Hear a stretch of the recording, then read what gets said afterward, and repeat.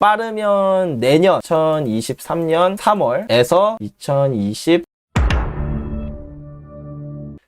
이제 어저께 FOMC 회의가 있었는데요. 제가 이제 FOMC 회의가 끝나고 그 내용들을 정리해서 이제 세 줄 요약도 남겨드리고 이제 코멘트도 좀 남겨드렸는데요. 네, 일단은 첫 번째로 기준금리를 0.75%포인트 인상을 했어요. 12명 모두 만장일치로 이렇게 결정을 했는데, 사실 그 패드와치라는 곳에서 지금 기준금리 베팅이 어떻게 이루어지고 있는지를 볼 수가 있거든요. 거기서 봤었을 때는 1%포인트 기준금리 인상에 이제 한 20% 정도의 확률을 사람들이 많이 봤었거든요. 근데 그럼에도 불구하고 전원이 모두 0.75%포인트 금리 인상에 동의를 했다는 것이 저는 좀 의미하는 바가 크다고 생각을 하거든요. 이것도 이제 밑에서 조금 말씀을 드릴 건데, 그리고 그 다음에 올해 3.25에서 3.5%까지 기준금리를 올릴 거다, 이런 이야기가 있었고, 마지막에 이게 가장 핵심이에요. 이 부분이 제일 핵심인데, 결론적으로 이제 상황을 보면서 금리 인상 속도를 좀 조절하겠다, 이런 이야기를 했는데, 이 말 자체가 첫 번째는 인플레가 꺾였다 라는 뜻이고요. 그 다음에 두 번째는 중립금리에 다다랐다. 그리고 세 번째는 경제가 이전만큼 튼튼하지 않다. 저는 요 세 가지의 이유가 있어야만 저런 이야기를 했을 거라고 생각을 하거든요. 일단 첫 번째로 인플레이션이 9.1%인데 이게 꺾여서 뭐 8.9%로 내려간다고 하더라도 상당히 높은 수치예요. 지금 기준금리가 2.25%에 비하면 정말 말도 안 될 정도로 정말 높은 수치인데, 그러면은 아직도 사실 갈 길이 정말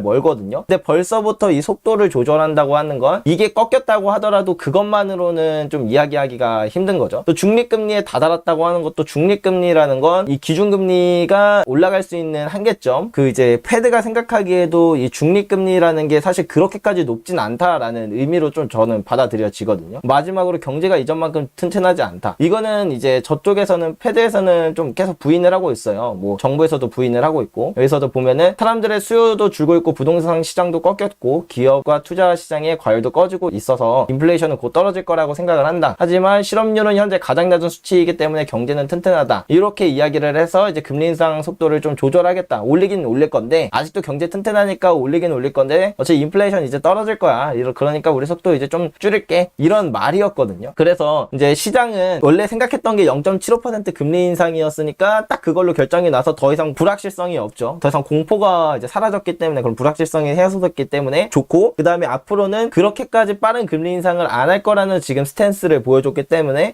그러면은 금리가 이제 뭐 올해 더 올릴 수 있는 게 좀 많이 한정되겠구나, 그리고 내년부터는 내려갈 수도 있다는 그런 생각을 많이 하고, 또 연준에서도 그런 이야기를 했고요. 그렇다 보니까 야, 이거 저점이다 생각을 했는지 뭐 주식, 암호화폐, 금은 모두 다 같이 급등하는 모습을 보여줬었거든요. 근데 여기서 제가 또 사실은 이 부분을 좀 이야기 드리고 싶었는데, 이거는 이제 린 알덴이라고 제가 또 존경하는 그 독립 애널리스트 중에 한 분의 이야기를 좀 빌리자면, 우리가 이제 실업률을 한번 살펴봐야 돼요. 그래서 근데 이게 제가 저번에도 몇 번 말씀드렸던 건데, 실업률이 낮다는 게 뭐 경제가 안정적이라고 말하기는 애매하거든요. 왜냐면 이렇게 위기가 왔던 순간들을 보면 실업률이 거의 역대 최저였을 때 이제 그런 위기들이 많이 발생을 해요. 오히려 이렇게 실업률이 역대 최저였을 때 그 사이클의 최저거나 이럴 때 오히려 그 위기가 발생을 한다는 거죠. 그래서 이 실업률만으로 뭐 지금 경제가 튼튼하다고 이야기하는 건 참 어렵습니다. 지금 실업률을 보면은 진짜 이거를 쭉 그어서 볼게요. 얼마나 지금 실업률이 낮은 건지. 이렇게 보면은 거의 1970년 이후로 가장 낮은 수치 정도가 되었는데, 그럼 과연 이게 지금 경제가 튼튼한 거냐 라고 보면은, 만약에 투스텝이라는 기업에 직원이 100명이 있다고 칠게요. 이제 경기가 조금 힘들어서, 그래서 비용을 줄여야 돼요. 우리 투스텝에서 구조조정을 좀 해야 돼요. 그러면은 노사 간 이야기를 하겠죠. 어쨌든 기업은 비용을 2% 줄여야 된대요. 그래서 직원의 2%를 자를 거냐, 아니면 모두 다 안 잘리는 대신에 월급을 2% 모두 다 깎을 거냐, 이거를 생각을 해서 결정하게 하면은 대부분 이제 이거를 선택하게 된다는 거죠. 예, 이것보다는 얘를 선택하게 되기 때문에, 지금 사실 실업률이 이렇게 낮다는 건 실업률 자체만 보기에 보기에는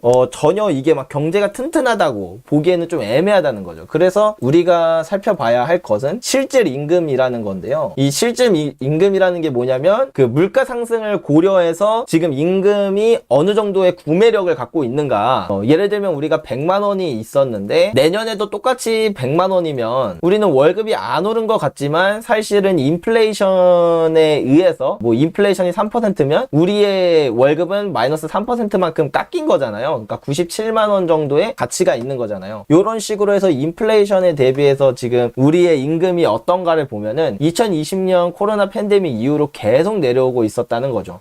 그래서 경제를 이렇게 판단하는 데 있어서 단순히 실업률만으로 보기는 어렵다. 오히려 이런 실질 임금 같은 걸 보는 게 지금 경제 상황이 얼마나 뭐 튼튼한지 아니면 좀 많이 침체되어 가고 있는지 이런 것들을 보는데 좋다라고 하거든요. 근데 저도 이 이야기에 되게 많이 동의를 하고, 그래서 일단 뭐 연준도 기준금리를 올릴 수 있는 게 뭐 그렇게 크진 않지만 어쨌든 자기네들이 이야기하는 3.25%에서 3.5% 여기까지 금리를 올리는 건 저는 되게 어려울 것 같다라는 생각이 듭니다. 그리고 제가 이전에도 자주 말씀드렸지만 장단기 금리차 10년하고 3개월물의 그 차이가 되게 중요하다고 말씀을 드렸었잖아요. 근데 최근에 이 속도가 되게 빨라지고 있거든요. 보시면 이제 이게 10년에서 3개월물인데 이렇게 쭉 내려오고 있다가 한 방송했었을 때가 그거 이야기했었을 때가 한 이 정도쯤이었던 것 같아요. 0.5% 정도 부근. 근데 그 뒤로 지금 뭐 며칠 만에 또 쭉 내려와가지고 지금이 정확히 0.34입니다. 0.34%포인트밖에 지금 차이가 안 난다. 이 속도면은 늦어도 9월이면은 역전이 되지 않을까. 그러면 그때는 이제 기준금리가 고점일 거라고 생각을 하는데, 그 이번에 파월 발언으로 인해서 그전에는 뭐 기준금리 뭐 한 3.25% 뭐 이렇게 막 사람들도 예측하고 뭐 연준도 말하고 했지만, 지금 여기서 내년에 그 연준이 올릴 게 한 0.5%포인트 정도 기준금리 인상이 좀 유력하거든요. 내년이 아니고 그 9월 FOMC에. 그러면은 지금 이게 기준금리인데, 그러면 2.75에서 3% 이렇게 기준금리가 되겠죠. 그럼 저는 여기가 마지막이지 않을까 싶은 그런 생각인데, 금리 고점까지 딱 한 발자국 남은 게 아닌가. 빅스텝으로 한 발자국이긴 하지만 그런 생각이 듭니다. 이번 FOMC 보면서 저는 그런 생각을 좀 했었습니다. 물론 어디까지나 저의 예측이고 제가 뭐 맞출 수 있는 그런 대단한 사람은 아니지만 그냥 제가 생각한 그런 내용을 그냥 공유하고 싶어서 이렇게 말씀을 한번 드려봤고요. H님, 지금은 금을 실물로 살 때인가요? 저는 지금은 금을 실물로 살 때라고 생각을 했기 때문에 금을 계속 사모으고 있었습니다. 원래는 계속 은을 사모으고 있었는데 이제 좀 경기 침체를 준비해야 되는 그런 시기라고 생각을 해서 그래서 금을 좀 사모으고 있는 편입니다. 올해 안에 증시 위기가 올 거라 생각하세요? 올해 안은 아니고요. 보통 이것도 우리가 봐야 되는데 요거를 보여드릴게요. 이 위기가 언제 오는지를 보면, 물론 이게 뭐 100% 항상 똑같이 반복되는 건 아닙니다. 근데 우리가 대충 그 텀이 어느 정도인지는 생각을 해야 되는데, 예컨대 코로나 팬데믹부터 보면 2019년 5월에 역전이 되고 2020년 3월에 위기가 찾아왔잖아요. 약 1년 정도의 텀이 있다는 거죠. 정확히는 한 10개월 정도인데 그 뒤에 이제 제대로 된 위기가 찾아왔었던 거고, 그 다음에 이때 2006년 7월에 역전이 되었고 실제로 위기가 찾아온 건 2007년 12월이니까 대략 1년하고 5개월이네요. 그리고 이제 마지막으로 2000년 뭐 닷컴 버블까지만 저희가 보겠습니다. 2000년 닷컴 버블을 보면은 2000년 줄라이 7월이네요. 2000년 7월에 역전이 되고 위기가 찾아왔던 건 2001년 5월. 그러면 이때도 10개월이네요. 2000년 닷컴 버블은 10개월 뒤에 이렇게 위기가 찾아왔다는 것을 보면 그냥 대략적으로 생각하기에 6개월에서 1년 6개월 이 뒤에 그 실질적인 그런 위기가 시작이 되거든요. 좀 본격적인 위기가 시작이 되거든요. 그래서 어떻게 보면 정확하게 역전이 일어난 시점이 그때부터 막 경제 위기가 막 발생하는 게 아니라서, 그러면 우리가 생각했을 때 제가 9월로 역전을 예상을 했기 때문에 빠르면 내년 2023년 3월에서 2024년 3월 이 사이 위기가 발생할 확률이 가장 높다, 그렇게 생각을 하고, 근데 이 위기의 정도가 정말 엄청나게 큰 경착륙이냐 아니면 마일드한 그 디플레이션에서 끝나는 거냐, 요거에 차이가 있을 수 있으니까 그거는 이제 각자 판단하시면 될 것 같고, 어쨌든 이런 경기 침체 시기는 이때가 가장 리스크가 크다, 뭐 무조건 발생한다 요런 것까지는 아니지만 이때가 가장 좀 조심해야 될 시기다 라고 생각을 하고 대응을 하면 좋지 않을까 싶습니다. 아이고, 더 아트 오브 원님, 네, 10,000원 후원 너무 감사드립니다. 디플레이션이 와도 실버바를 구입해도 되느냐? 네, 여기서 사실 디플레이션 중에서도 이게 우리가 보통 디플레이션 이야기하면 마일드한 디플레이션을 이야기하는 게 아니잖아요. 그 약간 뭐 대공황이라던가 최소 못하더라도 2008년 글로벌 금융위기 정도를 생각을 하시는 건데, 그 정도라면은 좀 은이 쉽지는 않기는 해요. 제가 그래서 저도 사실은 위기의 정도가 작진 않을 거라고 개인적으로 생각했기 때문에 기존의 은을 모으던 스탠스에서 위기에 대한 리스크가 끝날 때까지, 이게 사라질 때까지는 실물 금을 계속 사모으고 있기는 한데, 그래서 개인적으로 만약에 그래도 이 은을 못 끊겠고 또 그런 위기가 경착륙 규모가 있는 위기가 올 거라는 그런 생각이 드시고 그런 거에 대한 대비도 같이 하고 싶으시다면 차라리 실버 바가 아니라 실버 코인을 추천드립니다. 실버 코인 중에서도 그 아메리칸 실버 이글이라는 게 있어요. 이게 비싸긴 제일 비싼데 그만큼 이 위기에서도 프리미엄이 되게 많이 붙거든요. 얘는 이제 뭐 2008년 글로벌 금융위기 때도 사실상 프리미엄이 75%까지 치솟으면서 금융위기 그 가운데 사실 가격이 그렇게 하락하진 않았거든요. 거의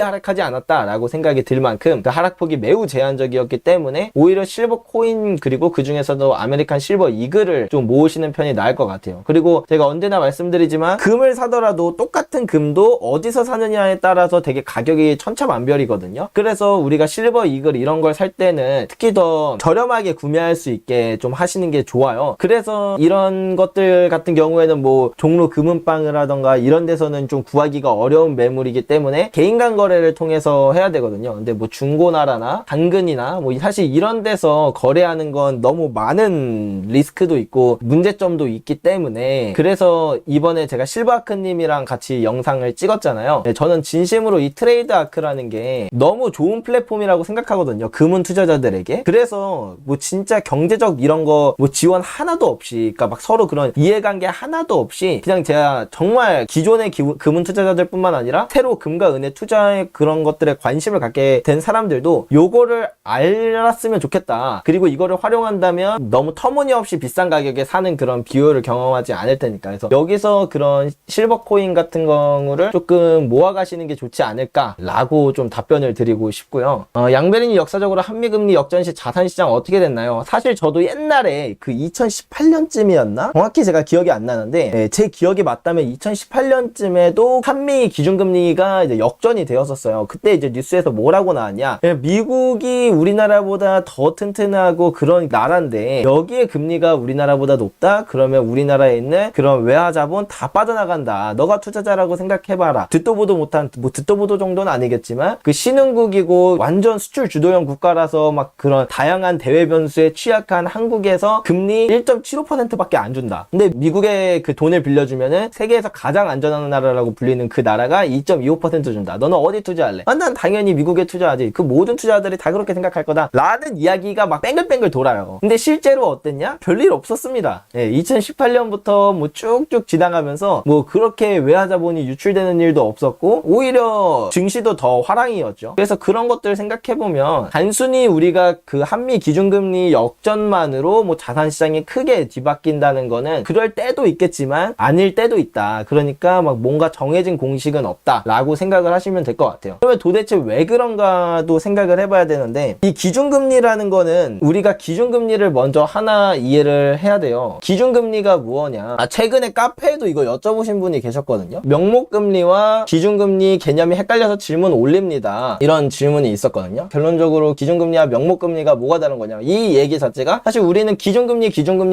듣기만 하지 기준금리가 정확히 뭔지 잘 모르거든요. 이 기준금리가 뭐냐면 기준금리는 초단기금리예요. 대략 1일물이나 혹은 일주일물, 보통 이런 초단기금리를 기준금리로 쓰거든요. 그러니까 은행 간 거래할 때 이게 뭐 우리가 1일짜리 뭐 빌려주고 빌리고 이렇게 안 하잖아요. 이거는 이제 은행들끼리 거래할 때 쓰는 그 금리인데 이제 이거를 이제 기준금리로 쓴단 말이에요. 근데 우리가 방금 말했다시피 어디에 투자할 때도 뭐 하루짜리 대출해주고 이렇게 투자를 하진 않잖아요. 투자자들도 보통 뭐 못해도 뭐 한 3개월, 사실 3개월도 사실 뭐 투자로는 잘 안 하긴 하지만 뭐 아니면 보통은 이제 2년 뭐 혹은 3년, 그리고 좀 더 이제 투자를 많이 하면 10년 뭐 30년 이런 식으로 투자를 한단 말이죠. 요것도 잘 안 해요. 거의 이제 2 이상으로 투자를 한단 말이죠. 그러면은 이 초단기 금리는 금리는 사실 뭐 그렇게까지 의미가 있는 게 아닙니다. 예를 들면 지금 한국이 1.75%고 미국이 2.25%인데 그 지금 중앙은행이 이 기준금리를 올리려는 스탠스가 2년 안에 미국보다 더 높을지 적을지를 생각을 하면 한국의 금리 2년짜리랑 미국의 금리 2년짜리도 금리가 다를 거 아니에요. 그런 것들을 보면서 외국인 투자자들 아니면 뭐 채권 투자자들이 판단을 하는 거지, 2년 뒤 한국의 금리가 더 높을 것 같은데 그럼 얘네가 매력적이겠다 생각을 하면은 딱히 여기서 나갈 이유가 없다는 거죠. 그리고 아니면은 이 2년물짜리는 2년 뒤 금리를 보통 프라이싱 하기 때문에 기준금리가 1.75%여도 우리나라 중앙은행이 기준금리를 막 세게 올릴 거라는 그런 스탠스를 보여주면 뭐 3%, 뭐 5%, 뭐 10% 이렇게 되기도 해요. 물론 실제로 우리나라는 경제 성장률이 되게 낮아가지고 그렇게까지 크게 차이가 나진 않지만, 그렇기 때문에 이 기준금리만으로 이거는 투자자들이 사실 기준금리로 상품화되어 있는 채권을 뭐 투자하지 않기 때문에 별 의미가 없다 라고 생각을 하시면 좋을 것 같습니다. 그래서 만약에 금리 차가 역전이 됐다 라고 하려면 보통은 우리나라는 국고채가 3년물이기 때문에 뭐 3년물, 그럼 미국도 비슷하게 3년물이랑 비교를 하거나 아니면 뭐 우리나라도 10년물이 있긴 하거든요. 10년물이고 미국은 10년물이 대표예요. 대표 국채인데 요거를 금리를 비교를 해서 뭐 어떤 게 더 맞냐 이런 것들을 보면서 쎄한데 이렇게 좀 판단을 하는 게 그나마 조금 더 논리적으로 좀 맞지 않을까요? 라고 생각을 합니다. 어디까지나 저의 생각이지만. 네, 다음 국립금리도 헷갈림요. 그쵸, 이게 말이 왜 이렇게 다 어렵게 해놨는지 저도 경제를 공부하면서 이게 말을 좀 쉽게 해놓지 왜 굳이 막 이렇게 고상하게 어렵게 해놓나, 네, 이렇게 생각이 드는데, 중립금리는 뭐냐, 이거를 어떻게 표현하는 게 가장 좋을까?